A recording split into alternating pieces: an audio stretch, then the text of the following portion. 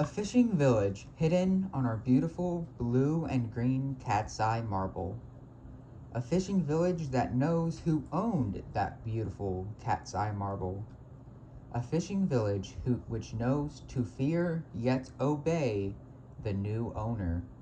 Welcome, listeners, to DOVEPORT. Listeners, today is an amazing day.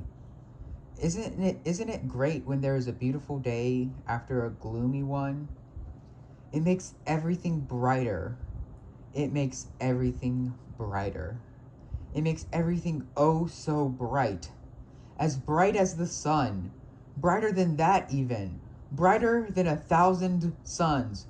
No, brighter. As bright as a newborn universe gazing upon the future and smiling. Yes, dear listeners, as bright as that. Attention, listeners. This is an important announcement from the Sheriff's Department. There have been multiple sightings of snakeoids on the outskirts of town. These creatures are known for hunting large prey, which includes humans, so residents are urged to be on the lookout. When traveling about town, it is best to cause as few vibrations as possible, as this is how they hunt. And if you find yourself in trouble, get to high ground. The best spots for this are boulders, water towers, or your local grocery store. Listeners, can I ask you something? Do you remember what you dreamed last night? I can never remember what I dream. But today, I can remember my dream perfectly. Last night, I went on a journey through a wonderful land filled with tiny gnomes and fairies. I was a knight on a quest to save a princess. I guess a more accurate word for the dream would be travesty.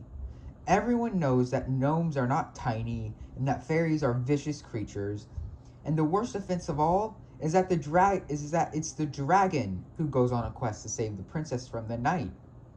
I cannot believe my brain would dream up something as awful as this. Listeners, reports have been coming in that the ancient rune has finally shattered. Yes, that ancient rune.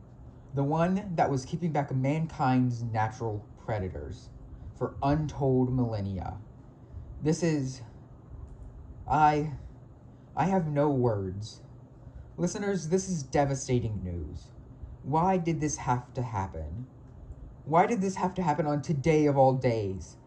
I mean, the one day my family is able to come over for dinner and the ancient rune decides to go and shatter, releasing untold nightmares. Listeners, the rest of the advice is the usual. Hide in your homes, stockpile food, cherish your loved ones, blah blah blah. I'm sure the sheriff will have this sorted out soon. You travel a long road. You're bathed in unnatural light. The sun should not be that color. And yet, you do not mind. You cannot remember the last time you saw a sunrise. As you gaze upon the long-lost beauty, you remember something. A simple fact from your childhood. The sun should hurt to look at. Yet, as you stand here, you feel as if you could admire this almost godly visage for eternity. Then you hear something. It is almost imperceptible, but it makes you feel as if everything will be all right. Rest now, my child. You've suffered enough. Evian water. Live free. Live truly. Live young. And now, dear listeners, it is time for my favorite segment. I always love hearing from the children of our town, so I won't delay any longer. Onward and forever. Our first story is from Annie Tai. I once went skydiving over the sea. It was amazing. It was amazing. I cannot put it into words.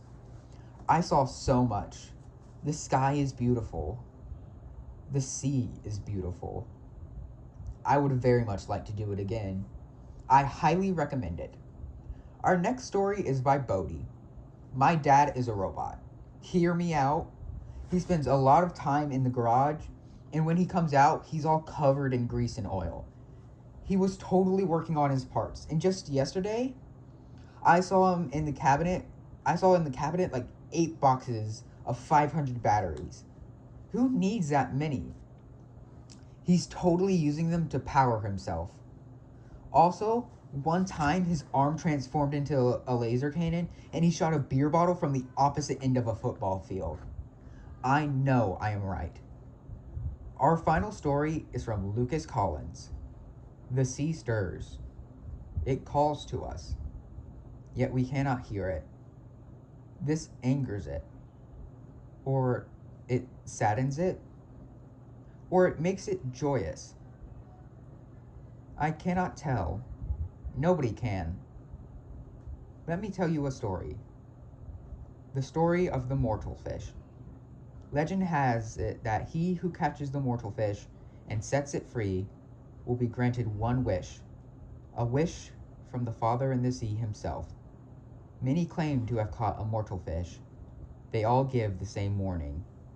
The sea is fickle with its bounty. It is amazing, listeners, how different the minds of children are from adults. If only I could see how they think more often. Okay, listeners, while we here at the station are hunkering down, I want to talk about this more. It is nigh impossible for me to get my family together for dinner. My mom prefers to stay out in the woods and make spells. My dad has been out at sea hunting something. We have never been able to find out what it is exactly. All we know is that it owes him $10. My sister is stuck between 2 dimensions, so you can imagine how much of a hassle that has been. And my brother is so paranoid that the last time I went to visit him, I ended up hanging upside down in one of his snare traps. Passed out. And that's just my immediate family. So believe me when I tell you that a big family dinner is a huge event if you can make it happen. But along comes this stupid rune and it throws my plans into disarray. And I cannot just simply reschedule because everyone is so busy. It is just so frustrating, listeners. I guess for now, I will take you to the traffic.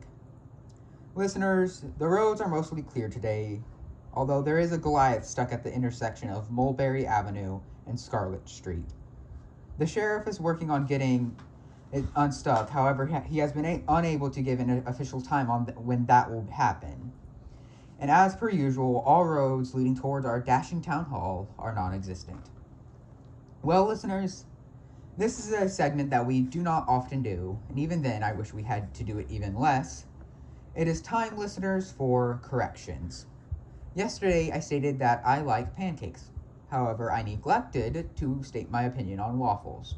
After some kind messages from some of you listeners, I have realized my mistakes. Waffles are fine. Not my thing, but they are all right. Another mistake is that we here at the station incorrectly made the statement that all grass is green. We had forgotten about the exotic purple grass of Narnaska. And as a final correction, we apologize for the abrupt ending of last Thursday's broadcast. Our regular boom operator was out sick, and we had neglected to inform intern West that when we meant boom operator, we meant a boom mic operator, not an explosives operator. We once again apologize for these mistakes, and I hope it will be a long time before we have to do this segment again. As for now, listeners, I take you to the weather.